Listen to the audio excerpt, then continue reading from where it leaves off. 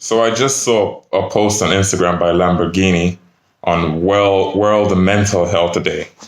And the ad was like focused on men. And then I thought to myself, what the hell is this, man?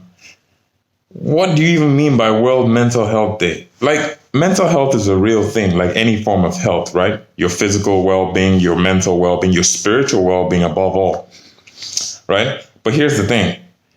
If you make this thing a thing where it's now like World Mental Health Day, what does that do other than create people's awareness of it, which then in reality now makes people think that they might have mental problems where they may not have even thought they had mental problems prior, right? It's like creating, it's like when you know of a sin. If you did not know something was a sin and you then discover a new thing that is a sin, it's like creating a new problem for yourself. It's like you're telling people, well, mental health, mental health, mental health. Now you have more people than ever talking about being mentally unwell, and they are falling into the trap of taking power away from themselves and allowing themselves to grow weaker and weaker.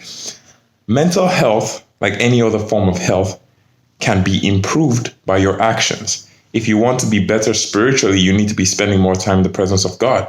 If you want to be better physically, you need to be exercising. If you want to be better mentally, you need to do things that will improve your mental state. And actually, I believe improving your spiritual state and your physical state will naturally have an effect on your mental state. And if you're doing what you know you should be doing in your life, mentally, you will be a lot better off than if you're not.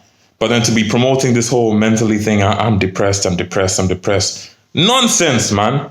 I grew up in my life and I've known what these feelings are like for a long time in my life. But this is not something to be proud of and to be promoting and talk about like, oh yes, we're all victims of mental health. Let's come together and what? And then grow this useless thing that is not of God. Man, let me tell you something.